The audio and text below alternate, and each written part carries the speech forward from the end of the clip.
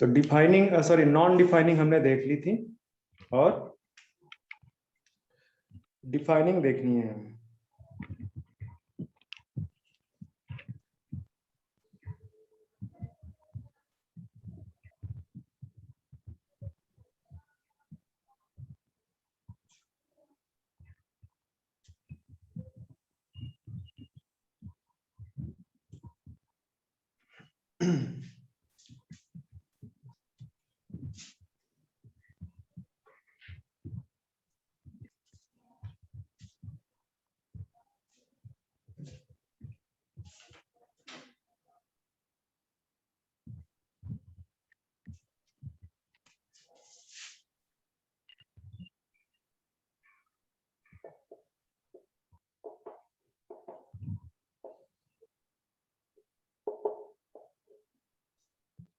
Defining characteristic, तो जो defining characteristic है उसमें मैंने आपको पहले ही बता दिया कि हमें दो चीजों के बारे में देखनी है, बात करनी है।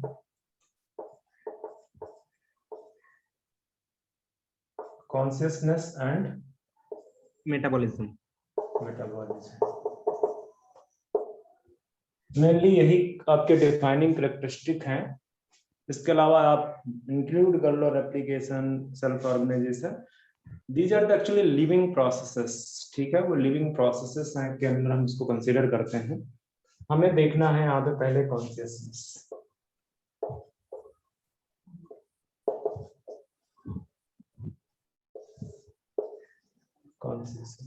सबसे पहले कॉन्शियसनेस क्या है, इसके अंदर दो चीजें। कॉन्शियसनेस दो चीजों से मिलकर बनता है। कौन सी दो चीजें हैं? एक है सेंसिटिविटी और दूसरा है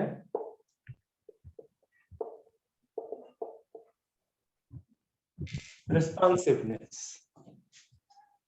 ठीक है, अब इसको आप इस तरह से समझने की कोशिश करो कि सपोज कर लो ये लिविंग ऑर्गेनिज्म है, एक सिंगल सेल लिविंग ऑर्गेनिज्म है। ठीक है, और ये जो सिंगल सेल लिविंग ऑर्गेनिज्म है इसके चारों तरफ अपना एनवायरनमेंट। ठीक है, तो अगर एनवायरनमेंट में कोई चेंज होता है तो उसको इसकी सेल मेम्ब्रेन डिटेक्ट करके कहां पे भेज देगी? अपने सेल के अंदर, न्यूक्लियस पे, प्रोटोप्लाज्म में भेज देगी। ठीक है, हाँ सर। स्टिमुली, स्टिमुली यहाँ पे कोई स्टिमुली क्या है? कोई भी फिजिकल, केमिकल, कोई भी चेंज। ठीक है, तो स्टिमुली को जो है क्या कहते हैं? सेंस करना। ठीक है, सेंसिटिविटी। सेंसिटिविटी क्या है?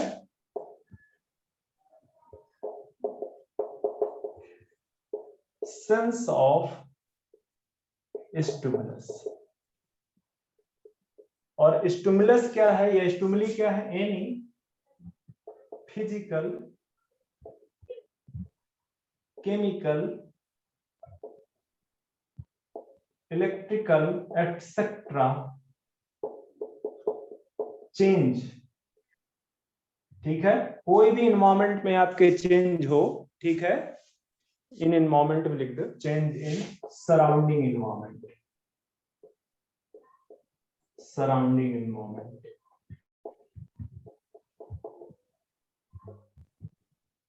ठीक है, उसको हम क्या बोलते हैं? स्टिमुली बोलते हैं। बात समझ में आ रही है? उसको हम स्टिमुली बोलते हैं। तो जो स्टिमुली है सर वो केमिकल के बाद आपने क्या लिखा? इलेक्ट्रिकल। ओके। ये असल में गलत लिख गया, इलेक्ट्रिकल होना चाहिए। नहीं समझ रखा करो। नहीं सर, वो इलेक्ट्रिकल। कोड कोड सर नहीं दिख रहा अपना। ओके ओके, मैं ठीक कर देता हूँ। अब हाँ सर, अब ठीक है।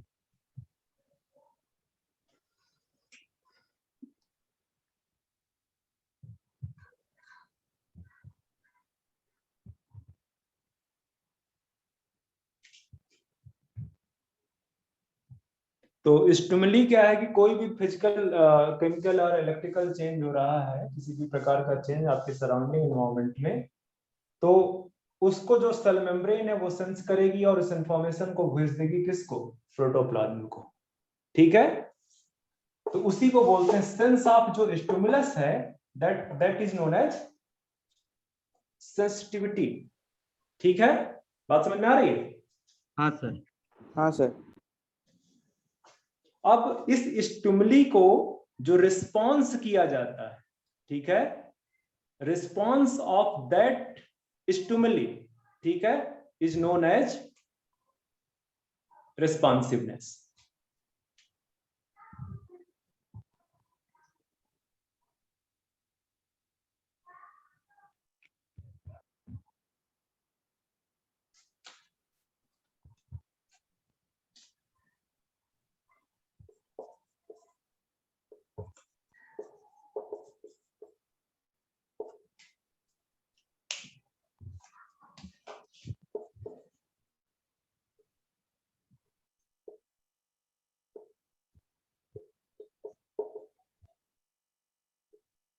Response of stimuli is known as responsiveness. तो दो चीजें आपको क्लियर हो गई हैं कि जो सेंसिटिविटी है वो क्या है, रिस्पॉन्सिवनेस वो क्या है।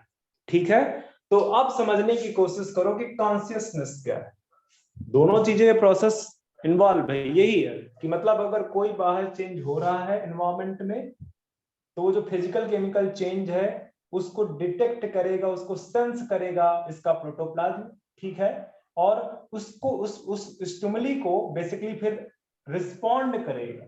ठीक है, जैसे जैसे सपोज कर लो इसको इस साइड से आपने लाइट दी, ठीक है, इस साइड से आपने लाइट दी, तो माइट भी चांसेस कि ये लाइट की तरफ अट्रैक्ट हो या लाइट से दूर भागे, तो वो उसका लाइट की तरफ अट्रैक्ट होना या लाइट से दूर जाना वो क्या है उसका, वो रिस्पॉन्सिवनेस, वो रिस्पॉन्ड, कि मतलब ऑर्गेनिज्म उस पर्टिकुलर स्टिमुली को क्या कर रहा है, रिस्पॉन्ड कर रहा है।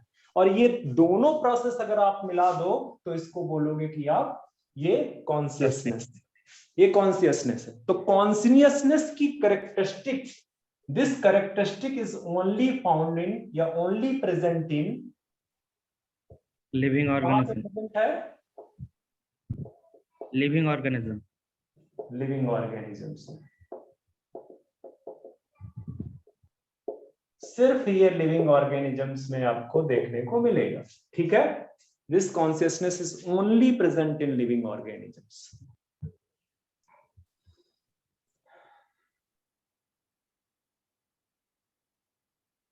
ठीक है, अब हाँ सर। एक और बात करते हैं। एक होता है, ये तो है कॉन्शियसनेस, दूसरा टर्म क्या है, मेटाबॉलिज्म। मेटाबॉलिज्म। ना, मैं मेटाबॉलिज्म तो अभी पहुंचा भी नहीं हूं। टीमी।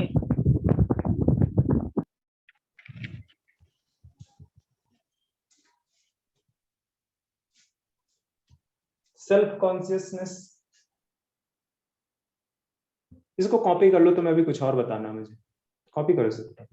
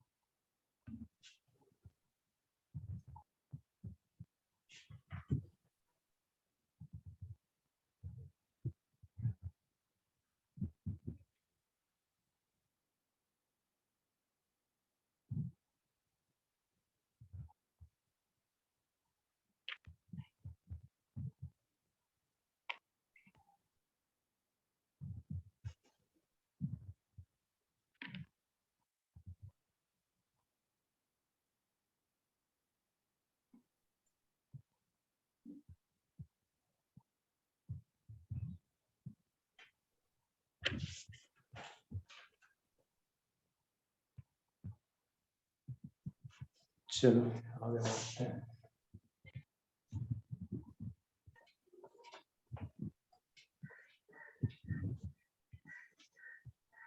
देखो, ये जो कॉन्शियसनेस है, आप एनसीईआरटी रीड करें, इसमें एक जगह लिखा है कि consciousness is related with protoplasm. Consciousness किससे रिलेटेड है? प्रोटोप्लाज्म से। प्रोटोप्लाज्म से।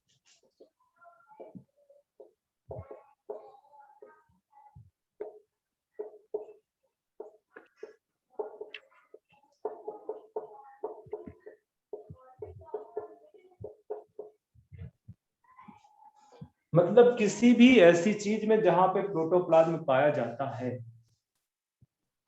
वो क्या है? कौन सा है? कॉन्शियसनेस। ठीक है, किसी भी ऐसी चीज जिसमें प्रोटोप्लाज्म है उसमें आप बोल सकते हो कि ये इसमें कॉन्शियसनेस की कैरेक्टरिस्टिक प्रेजेंट है।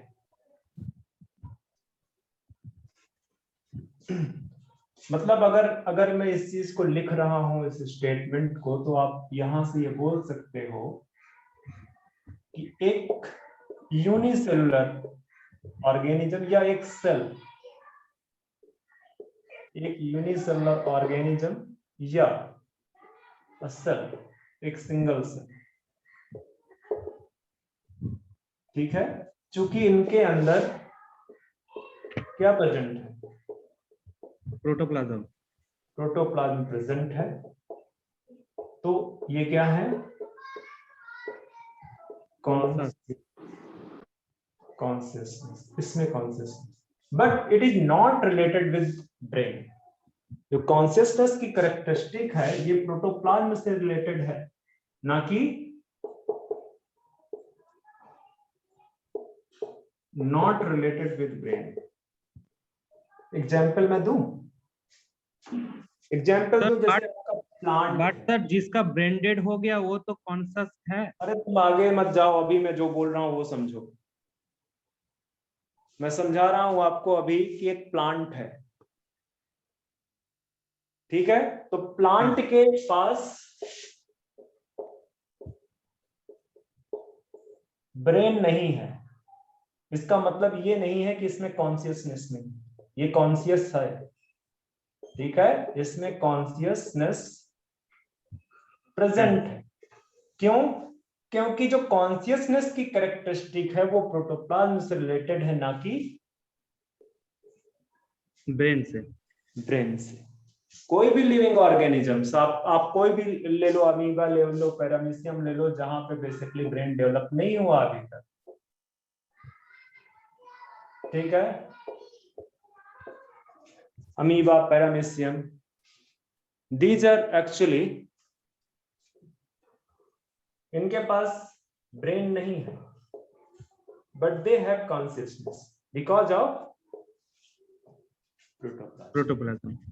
तो ये आपको सबसे पहले समझ लेना चाहिए, बिल्कुल क्लियर होना चाहिए कि जो कॉन्शियसनेस की कैरेक्टरिस्टिक है उसका ब्रेन से कोई रिलेशन नहीं, उसका ब्रेन से रिलेशन नहीं है। उसका रिलेशन किस चीज से है कि उसमें प्रोटोप्लाज्म है या नहीं, उसके अंदर जो मेटाबॉलिक रिएक्शंस हैं वो हो रही हैं कि नहीं हो रही। एक और चीज, ये कॉपी करो तो एक और चीज बताता हूं।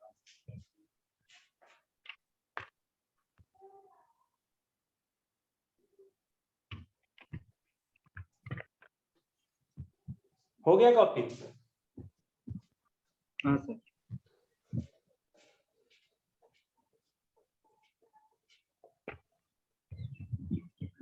मैं इस 11th में बहुत धीमे चलता हूँ। 11th में स्पेशली आपका जो बेसिक चैप्टर है, ठीक है, मैं एनिमल फिजियोलॉजी या प्लांट फिजियोलॉजी से तेजी स्पीड पकड़ता हूं। मैं इसलिए धीमे चलता हूं, और मैं 12th वाले पार्ट पे बहुत एक्स्ट्रा ऑर्डिनरी स्पीड से चलता हूं। मैं यहाँ पे इसलिए धीमे चल रहा हूं ताकि आपके बेस क्लियर हो। तो उन चीज को ध्यान दो, बहुत आराम से समझो पहले, क्योंकि बेस क्लियर है तो आप कुछ भी पढ़ोगे, मैं नहीं भी पढ़ाऊंगा, कुछ भी पढ़ोगे समझ में आएगा। और अगर नहीं क्लियर है तो मैं पढ़ाऊंगा भी तब भी नहीं समझ में आएगा। तो आप इस चीज को बहुत कंसंट्रेट करो। मैं क्या बताने जा रहा हूं फिर से देखो। एक सेल है हमारे पास, इस सेल के चारों तरफ मैंने कहा कि यहां से कोई स्टिमुली आ रही है, इसके सराउंडिंग एनवायरनमेंट में कोई चेंज हुआ है जिसको आप स्टिमुली बोल रहे हो, और वो स्टिमुली डिटेक्ट की गई, ठीक है। तो ये जो प्रोटोप्लाज्म है, इस प्रोटोप्लाज्म में क्या है? ये प्रोटोप्लाज्म जो है इसका, यहाँ पे ढेर सारे बायोकेमिकल रिएक्शन हो रहे हैं। दैट मीन्स कि यहाँ पे क्या हो रहा है, मेटाबॉलिक रिएक्शन या मेटाबॉलिज्म है यहाँ पे प्रेजेंट। तो जैसे ही स्टिमुली होगी, यहां से जैसे ही स्टिमुली होगी, दैट मीन्स कि ये जो मेटाबॉलिज्म है, यहाँ पे जो बायोकेमिकल रिएक्शंस हो रही हैं, बायोकेमिकल रिएक्शन, इनमें चेंज होगा कि नहीं होगा? हाँ सर। तो यही चेंज तो है कि जो एनवायरमेंट में डिटेक्शन हुआ है, एनवायरमेंट में बेसिकली जो चेंज आया है, उस एनवायरमेंट का चेंज का असर कहां पे पड़ा है? उसके प्रोटोप्लाज्म में जो मेटाबॉलिज्म प्रेजेंट है, उसके प्रोटोप्लाज्म में जो मेटाबॉलिज्म प्रेजेंट है। समझ में आ रही है बात कि चेंज कहां हुआ? चेंज तो सराउंडिंग एनवायरमेंट में हुआ है, पर वो जो सराउंडिंग एनवायरमेंट का इफेक्ट है वो कहां पे देखा गया? जो सेलुलर ऑर्गेनिज्म है या कोई भी ऑर्गेनिज्म है, उसकी सेल्स के अंदर जो प्रोटोप्लाज्म है, उसके मेटाबॉलिक रिएक्शंस जो हो रही हैं, वहां पे वो चेंज देखा गया, एंड दैट्स व्हाई वो डिटेक्ट हुआ। ठीक है। और समटाइम्स ये जो डिटेक्शन ऑफ स्टिमुली है, ठीक है, ये जो डिटेक्शन ऑफ स्टिमुली है, this is known as irritability. सुना कभी टर्म? ये जो डिटेक्शन है स्टिमुली का, that is known as irritability. ठीक है। इरिटेबिलिटी के बाद ये डिटेक्ट हुआ, मतलब सेंस हुआ है, सेंस ऑफ स्टिमुली हुआ, तो वो फिर रिस्पॉन्ड करेगा कि उसको, मैंने जैसे एग्जांपल दिया था कि लाइट के इफेक्ट में उसको किस डायरेक्शन में जाना है, वो हो जाएगा उसका रिस्पॉन्स। ठीक है। तो वो रिस्पॉन्स करेगा, रिस्पॉन्ड करेगा। ठीक है। रिस्पॉन्स या रिस्पॉन्ड ऑफ दैट स्टिमुली। इस रिस्पॉन्स ऑफ दैट स्टिमुली जो है, क्या कहते हैं, ये पूरा का पूरा प्रोसेस होगा। तो मतलब जो भी बाहर चेंज हो, बाहर आपके एनवायरनमेंट में जो भी जिस भी तरह का चेंज हो रहा है, वो चेंज आपके सेल के प्रोटोप्लाज्म के अंदर जो मेटाबॉलिज्म है, वहां पे रिफ्लेक्ट होगा। मैं क्यों बता रहा हूं ये सारी स्टोरी, अभी आप देखो, आपको समझ में आ जाएगा क्यों बता रहा हूं। अभी आप इसको समझने की कोशिश करो कि बाहर जो भी चेंज हुआ है, वो चेंज आपको जो है, क्या कहते हैं, किस फॉर्म में, मेटाबॉलिज्म में जो बायोकेमिकल रिएक्शन है या जो इंटरेक्शन है बिटवीन मॉलिक्यूल्स, उस फॉर्म में आपको डिटेक्ट होगा। ठीक है। ऐसा थोड़ी मैं बोल दे रहा हूं कि डिटेक्शन ऑफ स्टिमुली हुई। टर्म का मतलब है कि कुछ ना कुछ रियलिटी में हुआ है, कुछ ना कुछ रियलिटी में हुआ। बाहर भी रियलिटी हुई थी, और इसके बाद सेल के अंदर जो, चूंकि वो डिटेक्ट कर रहा है कि बाहर क्या हुआ है, तो वो भी रियलिटी है। कुछ ना कुछ इंटरेक्शंस, जो बेसिकली स्पेसिफिक इंटरेक्शन हो गया बायोमॉलिक्यूल्स के बीच। ठीक है। तो अब एक और चीज देखो, ये कॉपी करो, ये कॉपी करो। ये टर्म ऐसे हैं बच्चे, कोई नहीं बताता, सिर्फ बोलते हैं कि consciousness is a defining characteristic. ठीक है। उसमें से एक चीज बता देंगे कि जो ब्रेन डेड पेशेंट है, जो कि कोमा में पेशेंट है, उसको आप क्या बोलोगे, निकल लेते हैं। मैं इतना टाइम लगा रहा हूं ताकि आपका बेस डेवलप हो जाए।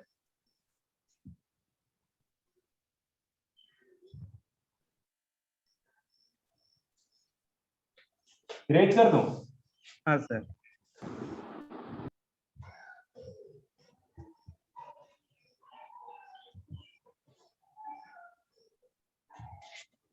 अब देखो, अब आते हैं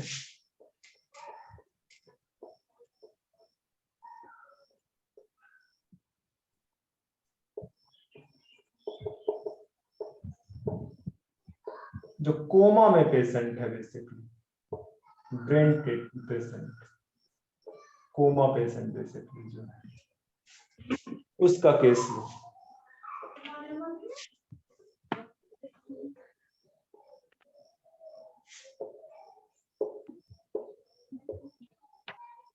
ये एक ब्रेन डेड पेशेंट है, इसका ब्रेन कंप्लीटली क्या हो चुका है, डेड हो गया।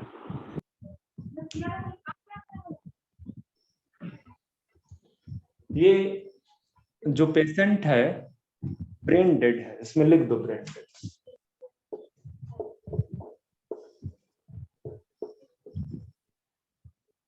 जिंदा कैसे है,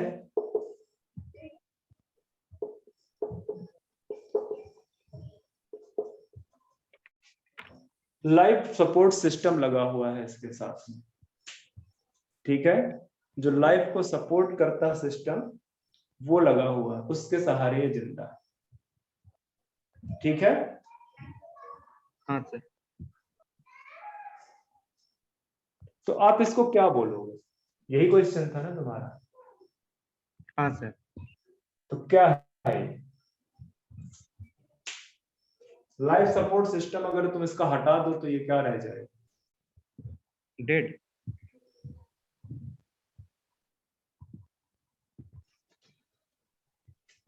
अच्छा, डेड हो जाएगा। बट इसका जो इसके अंदर जो हार्ट है, इसके अंदर का जो हार्ट है, इसका जो लंग है, इसका जो लीवर है, इसकी जो किडनी है, एटसेट्रा, ये सारे के सारे तो लिविंग हैं, ये तो डेड नहीं है। डेड सिर्फ क्या है? ब्रेन। ब्रेन डेड है, सिर्फ ब्रेन डेड। तो आप इस पेशेंट को क्लिनिकली डेड तो बोल सकते हो। ये पर्सन क्लिनिकली क्या है? डेड है। डेड है। बट एट सेलुलर लेवल जब भी आप बात करोगे एट सेलुलर लेवल पे, तो ये क्या होगा? लिविंग होगा। क्यों लिविंग होगा? क्योंकि जो हार्ट में सेल है, लंग में सेल है, लीवर किडनी में सेल है, वो कैसी है? लिविंग। अब आपसे कोई क्वेश्चन पूछे भाई कैसा लिविंग है, तो बोलोगे सीधे क्योंकि consciousness is the characteristic of protoplasm and these cells have living protoplasm, therefore the cells of, मतलब सेलुलर लेवल की अगर बात करें तो ये जो पेशेंट है वो क्या है? लिविंग है। ठीक है। तो ध्यान में रखना कि the person is clinically dead, ठीक है। ब्रेन डेड का मतलब है कि person is clinically dead, but चूंकि उसके अंदर की जो सेल्स हैं, दी सेल स्टिल सर्वाइव, ठीक है। उसका हार्ट आप यूज कर सकते हो, उसका आप लंग यूज कर सकता हो, उसका लीवर किडनी यूज कर सकते हो। वहां पे जो सेल्स हैं, these cells are still living, they still have some consciousness at cellular level, that's why these are, that means the patient is living, ठीक है। किस बेस पे लिविंग है? सेलुलर लेवल, क्योंकि उसका एक पार्ट उसमें डेड है, एक पार्ट डेड हुआ है, बाकी का पार्ट तो चल रहा है। पर क्लिनिकली जब भी बात करोगे तो वो क्या है? डेड है। एक और चीज देखो, यहीं पे लिख दो कि सेलुलर लेवल पे लिविंग है, दैट मींस कि ये क्या है? इसमें कॉन्शियसनेस है। कॉन्शियसनेस है। बट यहां पे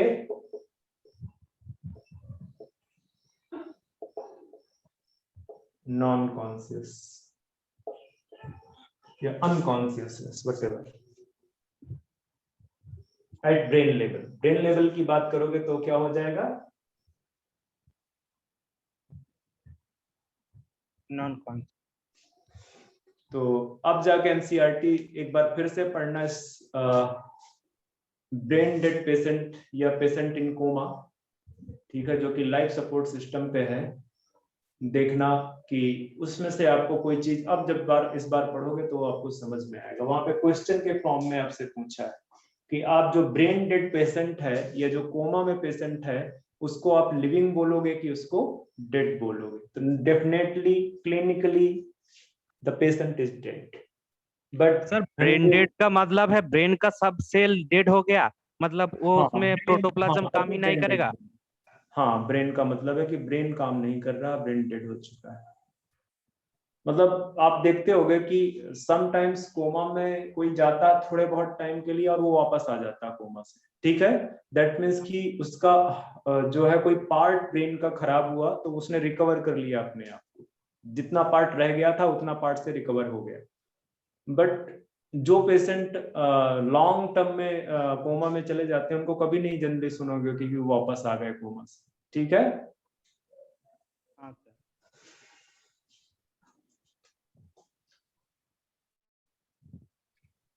तो ये तो रही हमारी कॉन्शियसनेस।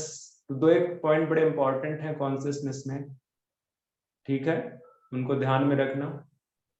अच्छा, एक और इंपॉर्टेंट पॉइंट है कि जो ह्यूमन है, human is self conscious. Human के अंदर क्या प्रेजेंट है? ओनली ह्यूमन है जिसके अंदर सेल्फ कॉन्शियसनेस की कैरेक्टरिस्टिक है, सेल्फ कॉन्शियसनेस। ठीक है, ध्यान में रखना, ये सिर्फ कहां पे प्रेजेंट है? ओनली, या इस तरह से लिखो, self consciousness is only present, is only present in human. इसको अपने होने का एहसास है। समझ में आ रही बात? हाँ सर। अपने होने का एहसास है, that's why it is known as self consciousness. और इसी वजह से वो रूल कर रहा है, इसी वजह से ह्यूमन रूल कर रहा है, बाकी कोई रूल नहीं कर पा रहा है। वो क्यों है? क्योंकि उसके अपने होने का एहसास है कि मैं हूं। ठीक है। हाँ तो ये भी कई बार पूछ लेता है कि self consciousness is the characteristic of, तो ये वहां पे एक ऑप्शन होगा आपको ह्यूमन। और कई बार वो पूछता है कि कौन सी जो है क्या कहते हैं आपकी डिफाइनिंग कैरेक्टरिस्टिक है। तो सेल्फ कॉन्शियसनेस को आप उस तरह से डिफाइनिंग में नहीं रख सकते हो, ठीक है। Consciousness is the characteristic, defining characteristic. Self क्योंकि सिर्फ कहां पे पाया जा रहा है? Only human human. चलो तो अब आते हैं दूसरे टॉपिक पे, मेटाबॉलिज्म पे। हालांकि मेटाबॉलिज्म का काफी पार्ट मैं आपको बता चुका हूँ।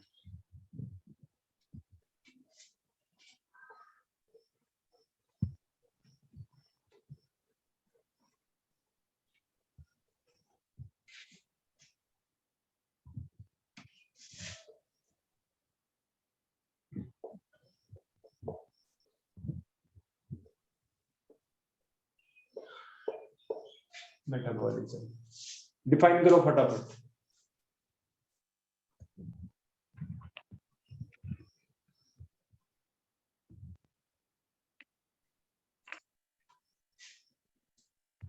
नहीं पता? वो तो sir some total of all reaction that occur in a body. बस वही है, वही है। तो आप डिफाइन कर लेना, ठीक है, लिख ही देता हूँ।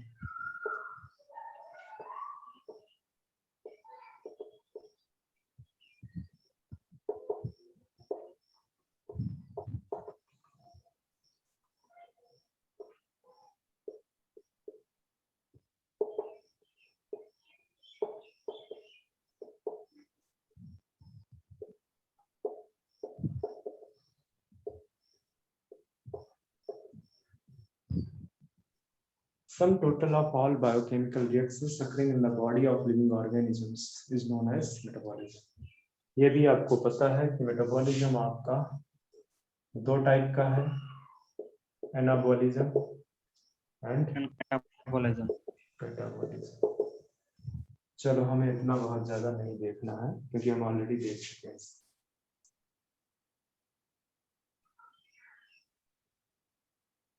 अब देखो, मुझे थोड़ा सा टाइम दो, 2 मिनट का, फिर स्टार्ट करते हैं। तो मैं आपको थोड़ा सा मेटाबॉलिज्म के रिस्पेक्ट में कुछ चीजें बताता हूँ। अब थोड़ा रेस्ट करने का टाइम दो।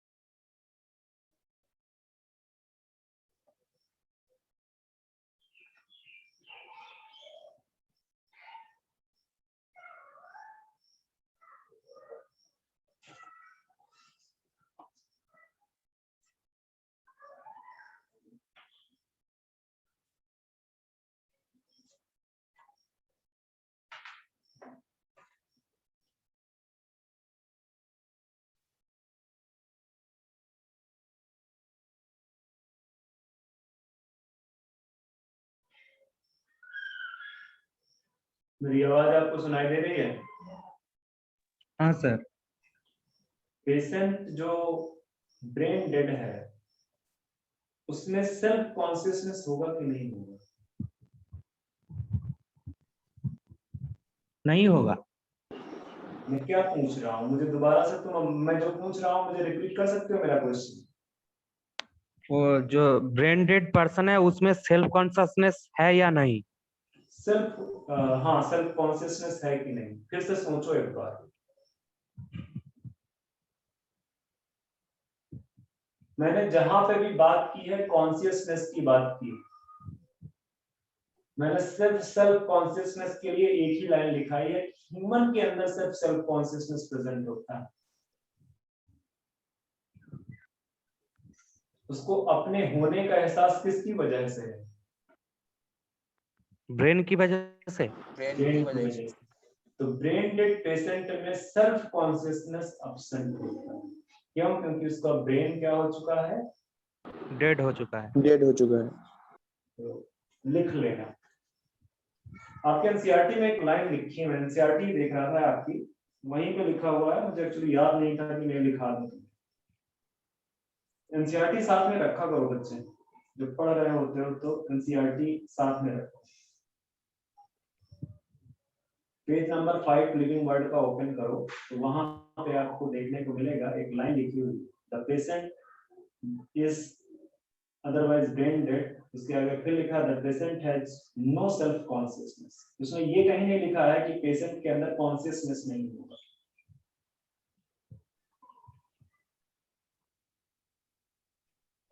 ओपन कर लिया क्या एनसीईआरटी? हाँ हाँ सर। सर।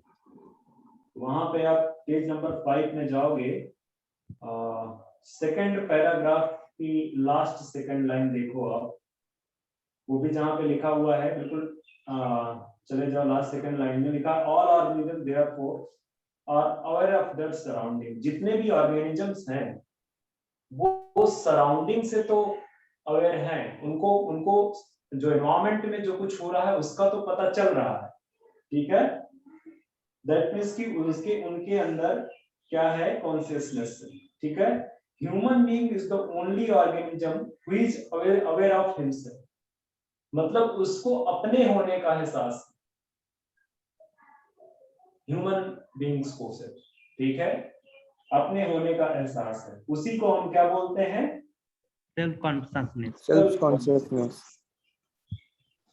फिर इसके बाद अगर आप थर्ड पैराग्राफ पे जाओगे, थर्ड पैराग्राफ की लास्ट थर्ड लाइन बिल्कुल लास्ट में चले जाओ, the patient is otherwise brain dead, the patient has no self consciousness. मतलब अगर पेशेंट ब्रेन डेड है तो उसके अंदर सेल्फ कॉन्शियसनेस की जो कैरेक्टरिस्टिक है जो कि सिर्फ ह्यूमन में पाई जाती है वो क्या हो जाएगी? एब्सेंट हो जाएगी, ठीक है?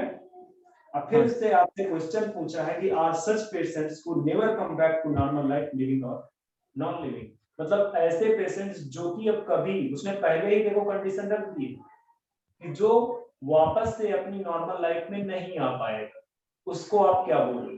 तो the person will be clinically dead, otherwise at cellular level the person had consciousness. हाँ, डेफिनेटली द कोमा पेशेंट, ठीक है, जो कि अपनी नॉर्मल लाइफ में कभी नहीं आने वाला है, वो क्या होगा? डेड होगा। सिर्फ कॉन्शियसनेस एब्सेंट होगी बट कॉन्शियसनेस आपकी प्रेजेंट होगी। बट वो तो सर सेलुलर लेवल पे। हाँ, सेलुलर लेवल पे, सही कह रहे हो। तो फिर उसको लिविंग बोलेंगे या नॉन लिविंग बोलेंगे? किसको? ब्रेन डेड पेशेंट को। अब अगर आपसे बोलता है कि सेलुलर लेवल पे बता दो तो सीधे बोलना लिविंग है, और अगर आपसे बोलता है कि सेलुलर लेवल पे नहीं बोल रहा है, आपसे सीधे पेशेंट के बारे में पूछ रहा है तो क्लिनिकली डेड है।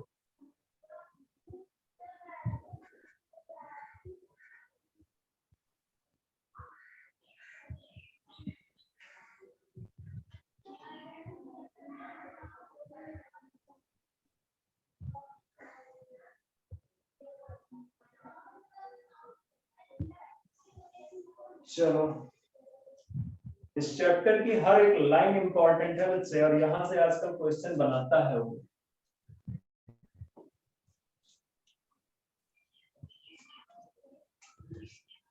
तो मैं आपको क्या बता रहा था मेटाबॉलिज्म के बारे में, और मेटाबॉलिज्म में मैं ये बताने जा रहा था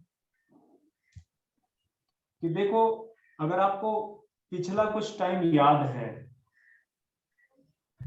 मतलब पिछले साल जो आपने पढ़ा, जो बच्चे बेसिकली 12th पास आउट है, मैं 11th वाले बच्चों को नहीं बोल रहा हूँ, 11th वाले बच्चे समझेंगे, 11th वाले बच्चे समझेंगे मैं जो बताने जा रहा हूँ। 12th वाले जो पास आउट बच्चे उनको मैं पूछ रहा हूँ कि अगर उन्हें थोड़ा बहुत याद है तो देखो इधर कि जब एवोल्यूशन हो रहा था, केमिकल एवोल्यूशन, बायोकेमिकल एवोल्यूशन, मैं ऑर्गेनिक एवोल्यूशन की बात नहीं कर रहा, मैं कौन से एवोल्यूशन की बात कर रहा हूँ? बायोकेमिकल। मतलब कि जब फर्स्ट सेल की उत्पत्ति, ओरिजिन ऑफ फर्स्ट सेल नहीं हुई थी, हो रही थी, ये बोल सकते हो, तो उस समय क्या हुआ था? फर्स्ट सेल की जो ओरिजिन है उससे पहले आपको दो कॉन्सेप्ट पता है। कौन कौन से कॉन्सेप्ट आपको पता है? एक है कोएसरवेट थ्योरी, नाम सुना है क्या? हाँ सर। हाँ सर। और दूसरी है microsphere theory. Microsphere theory. Coacervate को शायद आपने, किसने दिया हुआ है बता सकते हो मुझे? कुपारिन हल्डेन। कुपारिन एंड हल्डेन। हर्डेन, हर्डेन ने दिया, ओपरिन एंड हर्डेन दोनों ने शायद दिया, या हार्डेन ने ही दिया है सर, देख लेना एक बार, इन्होंने दिया। और माइक्रोस्फीयर थ्योरी जो थी उसको दिया Sydney Fox. Sydney Fox. Sydney Fox. Sydney Fox ने दिया। कोएसरवेट थ्योरी, हालांकि दोनों की दोनों थ्योरी एक्सप्लेन करने में, origin of first cell explain करने में फेल हो गई, ठीक है, both failed to explain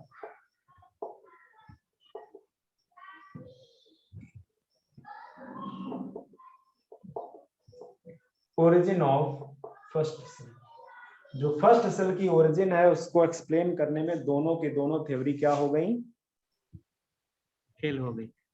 fail हो गए।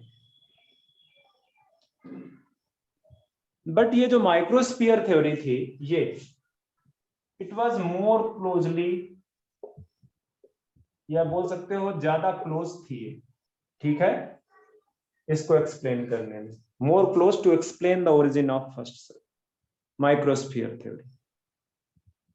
इतनी दो चीजें पॉइंट याद रखना, आपके एवोल्यूशन वाले चैप्टर में थोड़ा थोड़ा है तो ध्यान में रखना। मैं अब जो मेन चीज बताने जा रहा हूं मेरा उससे कोएसरवेट से रिलेशन, ठीक है। तो तुमको मेटाबॉलिज्म की थीम समझ में आएगी, ये ना चीज बताऊंगा तो मेटाबॉलिज्म क्या है वो तो तुम बस याद किए रहोगे, मेमोराइज किए रहोगे कि these are the sum total of all biochemical reaction occurring in the body of living organisms, ठीक है। थीम समझने की कोशिश करो कि हुआ क्या था।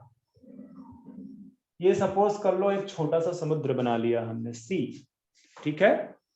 यहां पे क्या था कि इसका जो वाटर था, इस वाटर में ढेर सारे ऑर्गेनिक मॉलिक्यूल्स प्रेजेंट थे, ठीक है, मैक्रो मॉलिक्यूल्स। कौन कौन से ऑर्गेनिक मैक्रो मॉलिक्यूल्स, ठीक है। इनऑर्गेनिक मॉलिक्यूल्स का साइज तो बहुत छोटा होता है ना, ठीक है, तो मैक्रो मॉलिक्यूल्स का मतलब ऑर्गेनिक मॉलिक्यूल्स। तो ये जो मैक्रो मॉलिक्यूल्स थे इसमें क्या था? इसमें फैट था, इसमें प्रोटीन था, न्यूक्लिक फैट एसिड। का मतलब याद रखना लिपिड है, मुझे एक्चुअली लिखना चाहिए तो फैट बार बार लिख जाता है मेरे हाथ से, ठीक है, बेसिकली लिपिड लिखना चाहिए। प्रोटीन था, वहां पे न्यूक्लिक एसिड था, ठीक है, और क्या था वहां पे? Sugar, polysaccharide. हाँ, पॉलीसैकेराइड या कार्बोहाइड्रेट लिख लो, काम ही चल जाएगा एक ही बार में, ठीक है, पॉलीसैकेराइड भी लिख सकते हो, ठीक है। ये सारी चीजें थी। तो हुआ क्या कि जो फैट है, ये जो लिपिड है, बेसिकली लिपिड आपको पता है कि लिपिड के अंदर दो, मतलब लिपिड जिस मॉलिक्यूल से बना है फॉस्फोलिपिड से, उसमें दो पार्ट होते हैं। एम्फीपैथिक मॉलिक्यूल है, पहले भी बता चुका। एम्फीपैथिक मतलब कि उसमें हाइड्रोफोबिक एंड हाइड्रोफिलिक। हाइड्रोफोबिक और हाइड्रोफिलिक पार्ट दोनों है। तो अब जब इसका जो हाइड्रोफोबिक पार्ट है वाटर से दूर भागता है, तो अगर इस तरह का एक लीनियर स्ट्रक्चर इसने बना रखा है इस तरह से, तो ये क्या करेगा, ये अपने आप को क्या कर लेगा, सर्कुलराइज कर लेगा। क्यों सर्कुलराइज करेगा, ताकि इसका जो हाइड्रोफोबिक पार्ट है वो वाटर से दूर चला जाए। दूर चला जाए। बात समझ में आ रहा ना, इसका हाइड्रोफोबिक पार्ट है वाटर से दूर चला जाए, इसके लिए वो अपने आप को क्या कर लेता है, सर्कुलराइज कर लेता।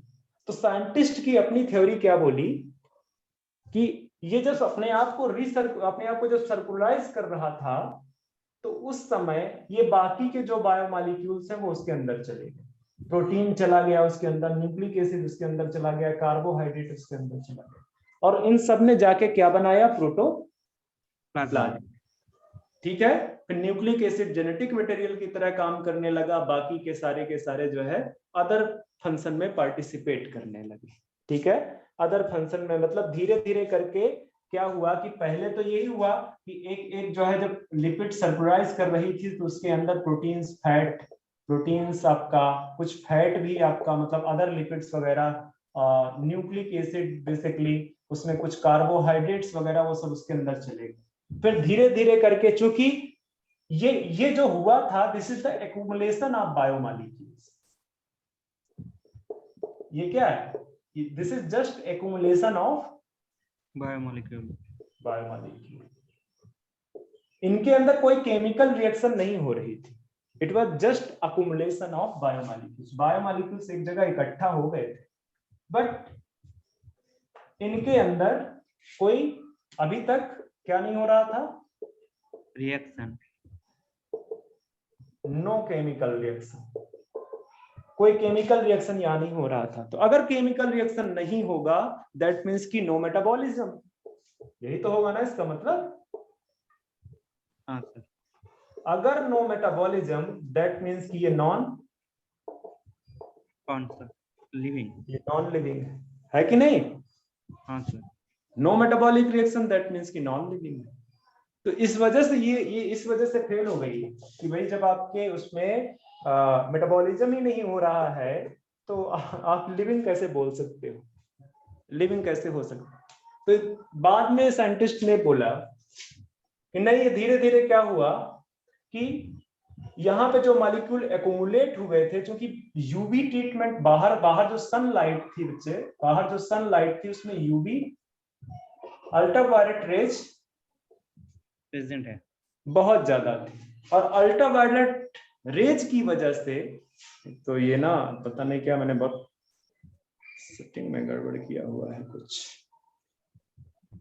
ठीक है, जो अल्ट्रावायलेट रेज हैं ये बहुत ज्यादा केमिकल चेंज करती है। तो न्यूक्लिक एसिड में लगातार, ये जो न्यूक्लिक एसिड था इसमें लगातार क्या हो रहे थे, चेंज हो रहा है। और ये चेंज इस तरह का, कुछ मॉलिक्यूल्स में इस तरह का चेंज हो गया कि इसमें कौन सी एबिलिटी डेवलप हो गई, सेल्फ रेप्लिकेटिंग, सेल्फ रेप्लिकेशन की। और जैसे ही इसके अंदर सेल्फ रेप्लिकेशन की एबिलिटी डेवलप हुई, मतलब कि ये जो न्यूक्लिक एसिड था ये अपनी कॉपी तैयार करने लगा। तो तुमको पहले ही पता है कि तुमने अगर जिन बच्चों ने पढ़ रखा है कि दो थ्योरी है, एक सेंट्रल डोग्मा है, दूसरी है आरएनए वर्ड हाइपोथेसिस। मैं प्रेजेंटली अभी आरएनए वर्ड हाइपोथेसिस आपको अगर बोलूं कि आरएनए वर्ड हाइपोथेसिस बोलती है कि जो फर्स्ट सेल है उसका जो जेनेटिक मटेरियल था वो क्या था, आरएनए था। और आरएनए के अंदर दोनों कैपेबिलिटी है। आरएनए के अंदर क्या है कि आरएनए जो कि first genetic material, it was supposed to be first genetic material, ठीक है, फर्स्ट जेनेटिक मटेरियल, और इसके अंदर दोनों कैरेक्टरिस्टिक थी, मतलब कि ये कैटालिसिस भी कर सकता था और ये act as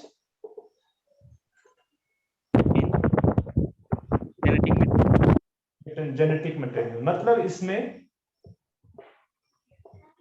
self reproduction, self replication, not reproduction, self replication, उसके अंदर अपनी सेल्फ रेप्लिकेशन की कैपेबिलिटी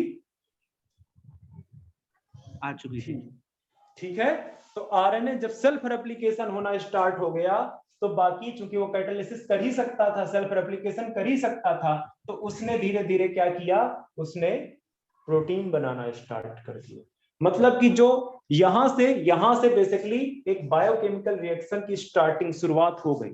इतना जल्दी नहीं हुआ सारी चीजें, धीरे धीरे करके, चूंकि यूवी ट्रीटमेंट लगातार हो रहा था, यूवी रेज कंटिन्यूअसली थी, तो यहाँ पे जो आरएनए बना था इसमें स्टिल अभी चेंजेस होते जा रहे हैं स्टिल। मतलब ये रेगुलरली इसमें ये इवॉल्व हो रहा था, रेगुलरली इसमें क्या है, इसमें और एवोल्यूशन होता जा रहा था, ये और बेटर होता जा रहा था। एक स्टेज ये आई कि ये जो है क्या कहते हैं, यहाँ पे जो सेल्फ रेप्लिकेशन की कैपेबिलिटी आरएनए में डेवलप हुई थी, उसको जो पूरा लिपिड बेसिकली सराउंड कर रखा था, धीरे धीरे करके ये हुआ कि वो बेसिकली एक ऑर्गेनाइजेशन, एक सेलुलर ऑर्गेनाइजेशन की तरह काम करने लगी।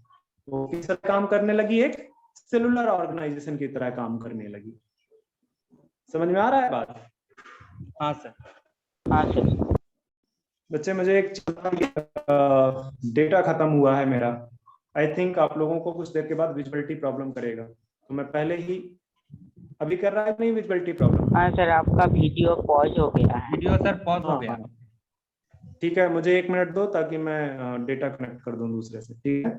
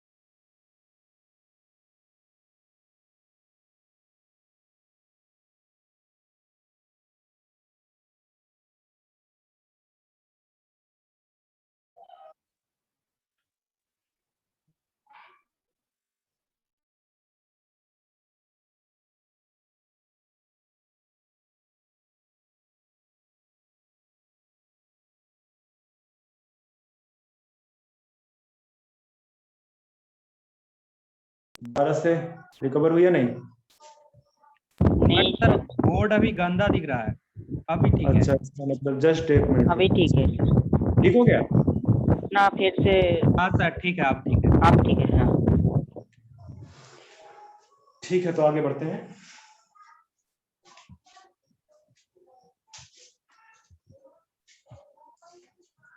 तो ये चीज आपको समझ में आई ना कि किस तरह से बेसिकली एक जो अकुमुलेशन ऑफ बायोमॉलिक्यूल्स हो रहा था एक लिपिड के लेयर के अंदर, लिपिड की एक सिंगल मेम्ब्रेन या लिपिड की एक लेयर के अंदर जो अकुमुलेशन ऑफ बायोमॉलिक्यूल्स था, जहां पे कोई केमिकल रिएक्शन नहीं थी, जो कि बेसिकली नॉन लिविंग था, उसमें धीरे धीरे करके बेसिकली वो किस में कन्वर्ट हो गया?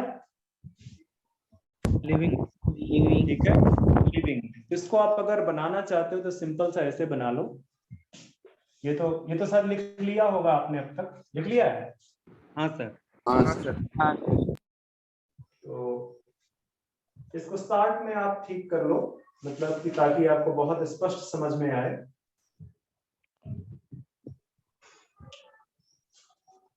मैं इरेज कर दूं इसको? हाँ सर।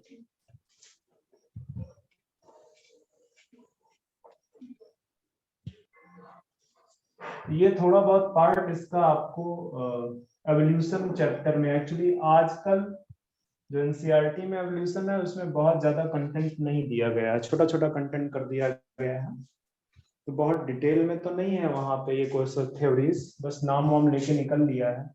तो ये आपका कोएसरवेट है, इसको बोलना दिस इज कोएसरवेट। कोएसरवेट में बेसिकली क्या है, this is accumulation of biochemicals, biochemical का accumulation है, बट यहाँ पे no chemical reaction between them, उनके बीच में कोई केमिकल रिएक्शन नहीं हो रहा है। दैट मीन्स कि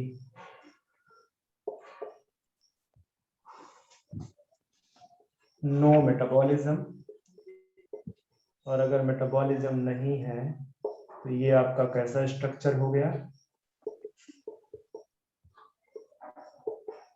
dead structure. Non living structure हो गया। ठीक है, नॉन लिविंग स्ट्रक्चर हो गया, जिसको आप कोएसरवेट बोल रहे हैं। पर एवोल्यूशन में धीरे धीरे क्या हुआ, ठीक है, जैसे जैसे जैसे एवोल्यूशन हुआ तो यही स्ट्रक्चर एवोल्यूशन की वजह से एक प्रिमिटिव सेल में डेवलप हुआ, ठीक है, जिसके अंदर एक न्यूक्लियस था या न्यूक्लियोइड था, जेनेटिक मटेरियल था बेसिकली। आप इतना डिटेल में इसको मत बनाओ, इसको जस्ट एक प्रिमिटिव सेल बना रहे हो तो ये मान लो कि ये बेसिकली क्या है, न्यूक्लियोइड है। ये इसका प्रोटोप्लाज्म है,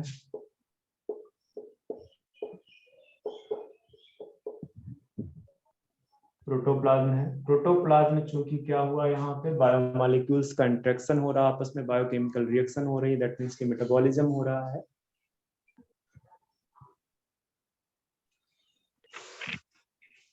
तो दिस इज लिविंग, ठीक है। क्यों लिविंग है, due two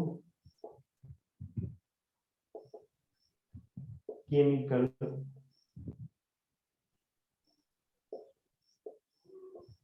reactions occurring in cell, ठीक है। तो ये केमिकल रिएक्शन है बेसिकली, जिसकी वजह से क्या हो गया, लिविंग हो गई। तो मेटाबॉलिज्म मतलब कि अगर कहीं पे मेटाबॉलिक रिएक्शंस हो रही हैं तो वो लिविंग रिएक्शंस हो सकती है, but to be a living organism it is necessary that it must have a cellular organization, ठीक है, एक सेलुलर ऑर्गेनाइजेशन का होना बहुत जरूरी है।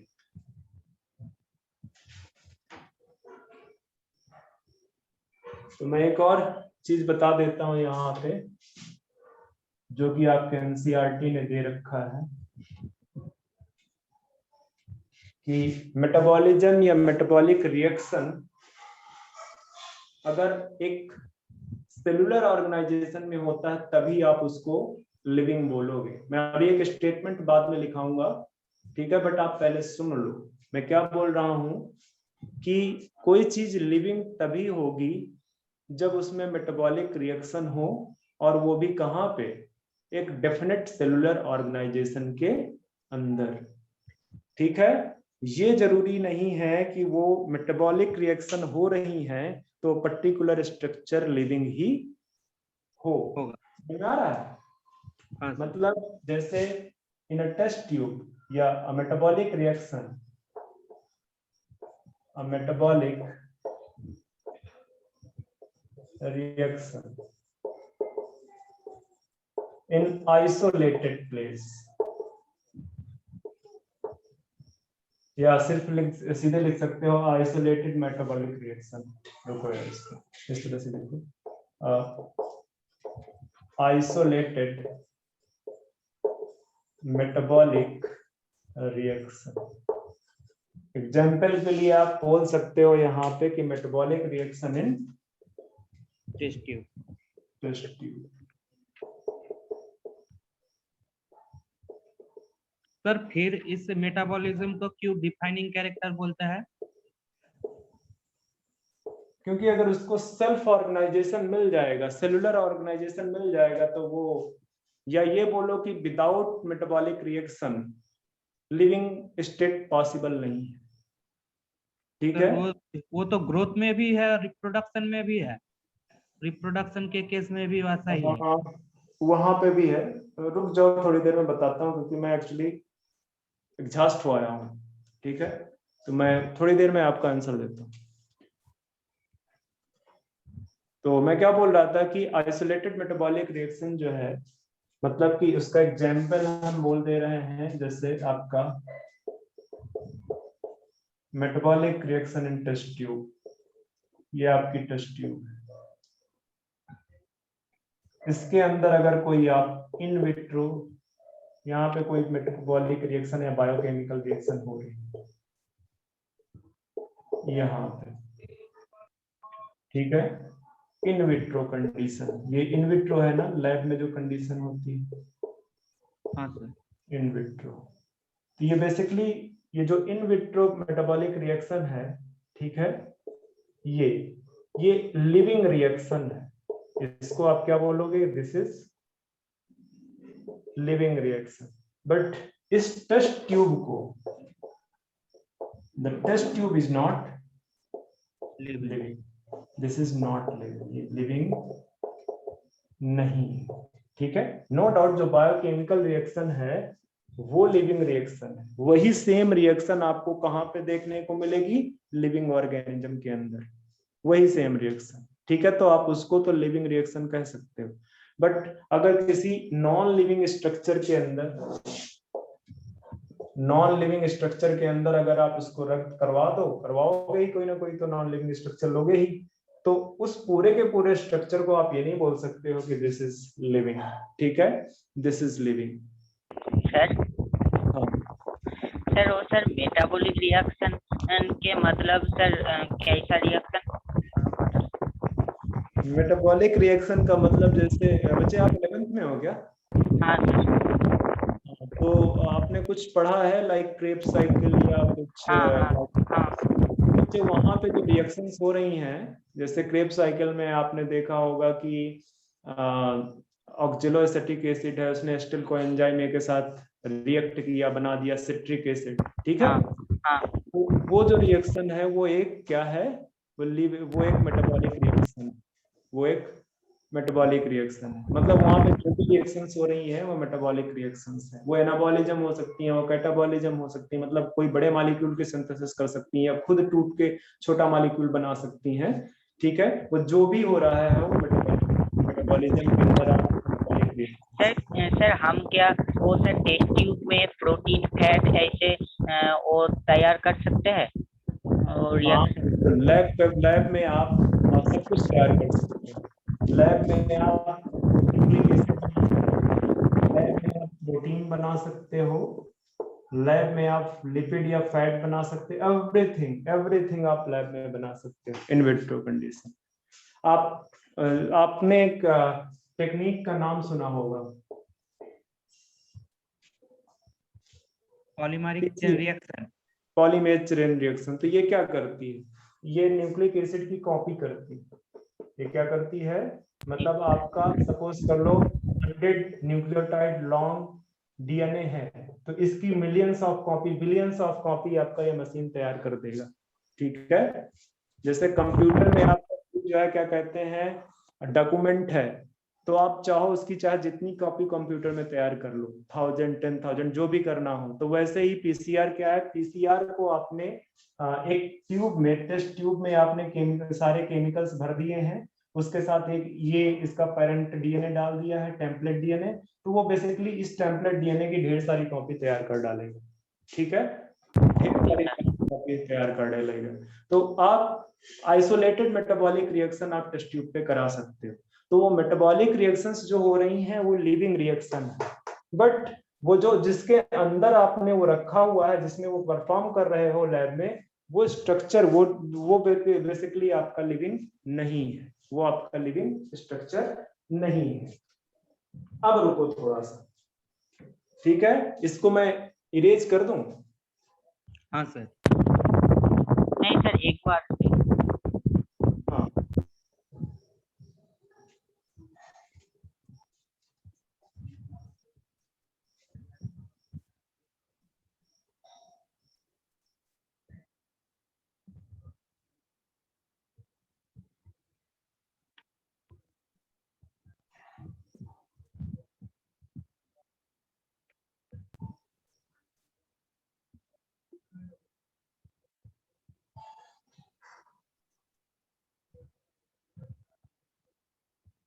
ओके सर, हो गया।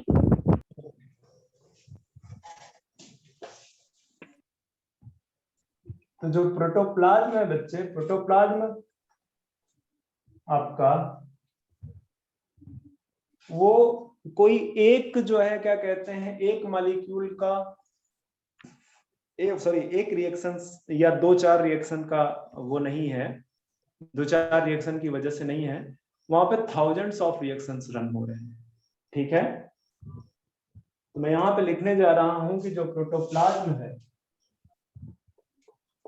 Protoplasm, this is the result of thousands of biochemical reaction, not a single reaction. बात समझ में आ रही है? हाँ सर। हाँ sir.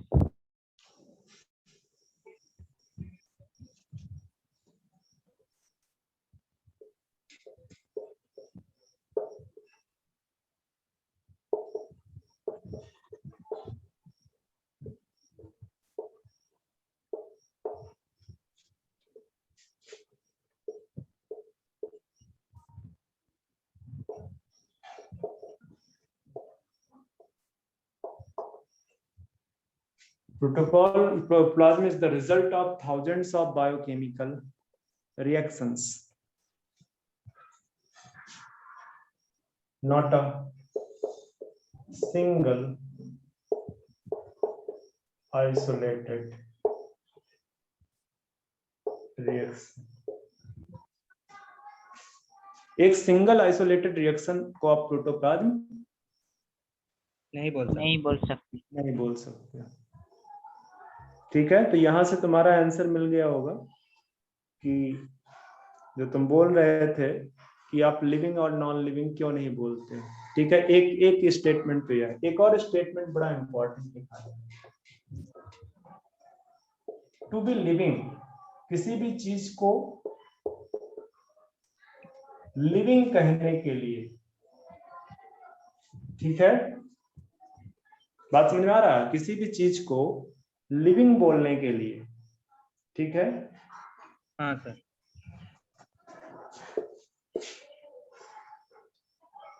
Cellular organisation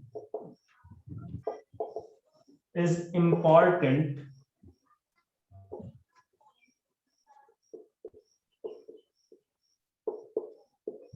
along with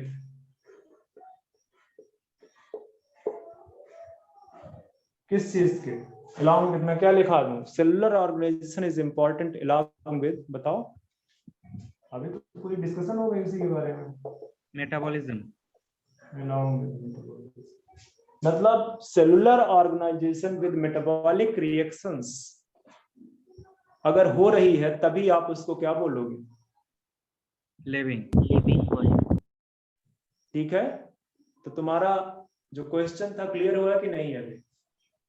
नहीं सर, वो डिफाइनिंग कैरेक्टर क्यों है? हाँ, डिफाइनिंग कैरेक्टर्स, दोनों स्टेटमेंट को देखो आप एक बार, एक टेस्ट ट्यूब है तुम्हारे पास, हाँ। वहां पे एक आप आइसोलेटेड रिएक्शन करा रहे हो, आप क्या करा रहे हो, एक आइसोलेटेड रिएक्शन करा रहे हो, ठीक है। ये क्या लिखा है, it is the result of thousands of biochemical reaction, not a single isolated reaction. एक आइसोलेटेड रिएक्शन से वो इंटरेक्शन डेवलप नहीं होगा वहां पे, ठीक है। हाँ। तो यहाँ पे जो थाउजेंड्स ऑफ बायोकेमिकल रिएक्शन हो रही हैं वो सब अपने आप में इंडिविजुअली लिविंग रिएक्शंस हैं, वो सब अपने आप में इंडिविजुअली लिविंग रिएक्शंस हैं, ठीक है, वो कहीं पे भी करवाओ वो लिविंग रिएक्शन ही रहेंगी, किसी भी टेस्ट ट्यूब में किसी भी ऑपरेटर्स पे करवा लो। बट जब तक वो एक साथ नहीं होंगी तब तक वो एक इंटरेक्शन डेवलप नहीं होगा जिसका नाम आप दे दो प्रोटोप्लाज्म। प्रोटोप्लाज्म। और साथ में ये कंडीशन प्रोटोप्लाज्म में क्या आता है, अगर तुमको याद है सेल वाला चैप्टर, तो मैंने बोला था कि प्रोटोप्लाज्म में क्या क्या प्रेजेंट है। एक सेल मेम्ब्रेन प्रेजेंट है, उसके अंदर साइटोप्लाज्म है, उसके अंदर न्यूक्लियोइड है, और उसके अंदर सेल ऑर्गेनेल्स वगैरह अगर है तो ठीक है। मतलब कि हाँ। प्रोटोप्लाज्म में एक सेल मेम्ब्रेन है या एक बेसिकली बाउंड्री है, मेम्ब्रेन की बाउंड्री है, उसके अंदर ढेर सारे बायोकेमिकल रिएक्शंस हो रहे हैं, उसी को आप सेलुलर ऑर्गेनाइजेशन बोल रहे हैं। प्रोटोप्लाज्म का मतलब क्या है? Cellular organisation. एक ऑर्गेनाइजेशन, एक सेलुलर ऑर्गेनाइजेशन। अगर तुम किताब पढ़ोगे शायद एनसीईआरटी, शायद वहां पे कहीं एक जगह, I am not much sure, but कहीं एक जगह लिखा हुआ है कि बेसिकली जो जो सेल को बेसिक यूनिट ऑफ लाइफ या स्मॉलेस्ट यूनिट लाइफ क्यों बोलते हैं, क्योंकि इसके नीचे जब आप ऑर्गेनेल्स लेवल पे जाओगे तो उन ऑर्गेनेल्स का अपना इंडिपेंडेंट एग्जिस्टेंस नहीं है, वो इंडिपेंडेंटली एग्जिस्ट नहीं करते हैं। बात समझ में आ रही है? हाँ। ठीक है, मतलब कि सेल वो सबसे छोटी यूनिट है जो इंडिपेंडेंटली एग्जिस्ट कर सकती है। That's why it is basic unit of life या basic unit of living organisms.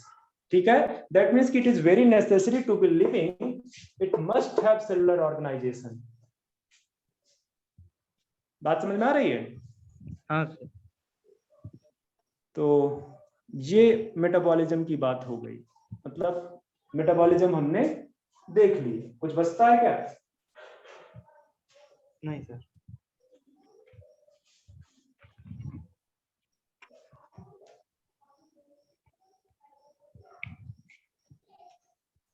Okay, तो एक दो पॉइंट और हैं वो भी डिस्कस कर देता हूँ। ये मैं रेज कर दूं? हाँ sir.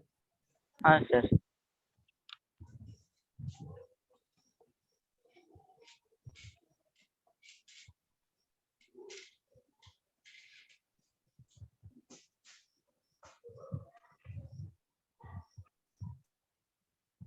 Defining and non defining का जो तुम्हारा बिल्कुल स्ट्रिक्ट सेंस है, किसी भी चीज में बच्चे स्ट्रिक्ट सेंस पे मत जाओ, क्योंकि जब आप स्ट्रिक्ट सेंस पे जाओगे तो तुम्हारा नॉलेज थोड़ा सा लैक करेगा।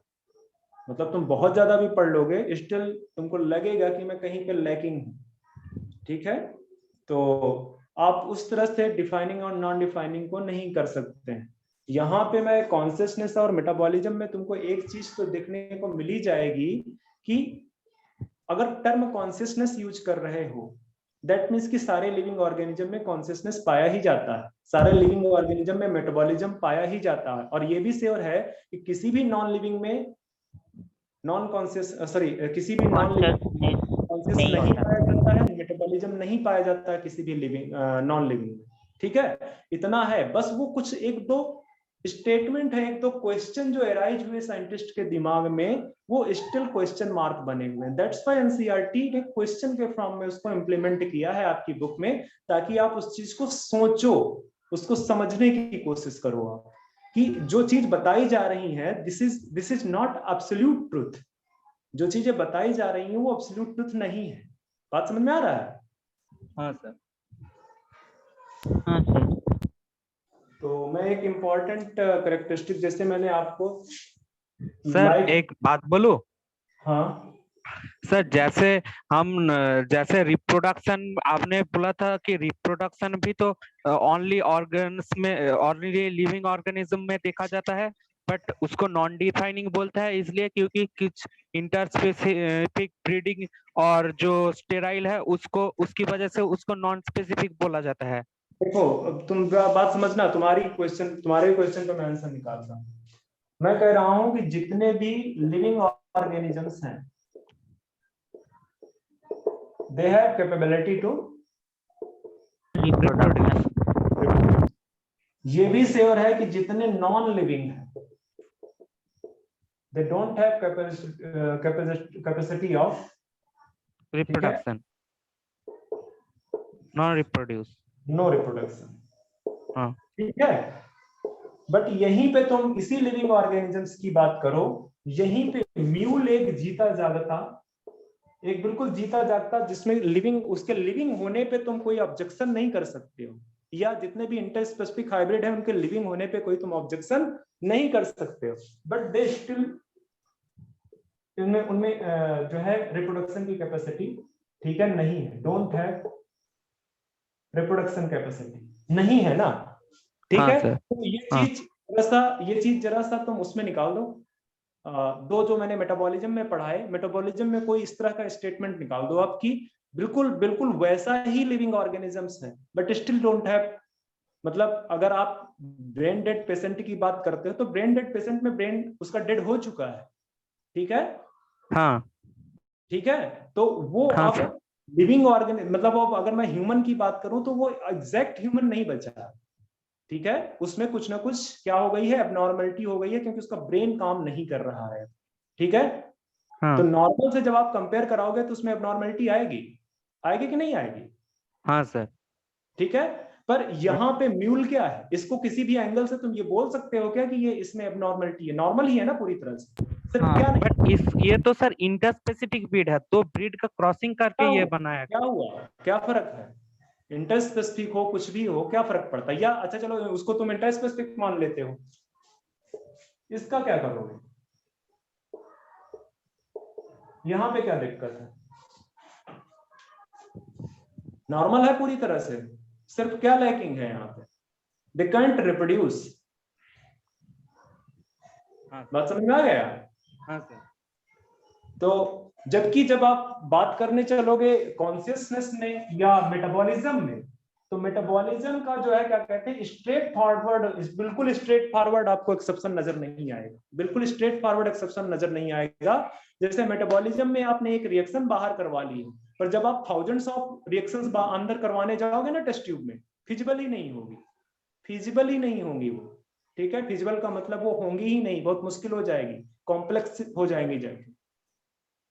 वो कहां पे पॉसिबल है, वो एक सेलुलर ऑर्गेनाइजेशन के अंदर ही पॉसिबल है, दैट्स व्हाई वो लास्ट में मैंने स्टेटमेंट लिखाया है कि किसी चीज के लिविंग होने के लिए क्या इंपॉर्टेंट है, cellular organisation along with metabolism, समझ में आई बात। हाँ सर। स्ट्रेट फॉरवर्ड जिस तरह से आप नॉन डिफाइनिंग में बोल रहे हो कि ये इसका एक्सेप्शन है, वैसे आप डिफाइनिंग कैरेक्टरिस्टिक में स्ट्रेट फॉरवर्ड नहीं बोल पा रहे हो, समझ में आ रही बात। हाँ सर। ठीक है, तो मैं क्या बताने और जा सर रहा था, सर हाँ, सर हाँ बोलिए। वायरस लिविंग है या नॉन लिविंग है?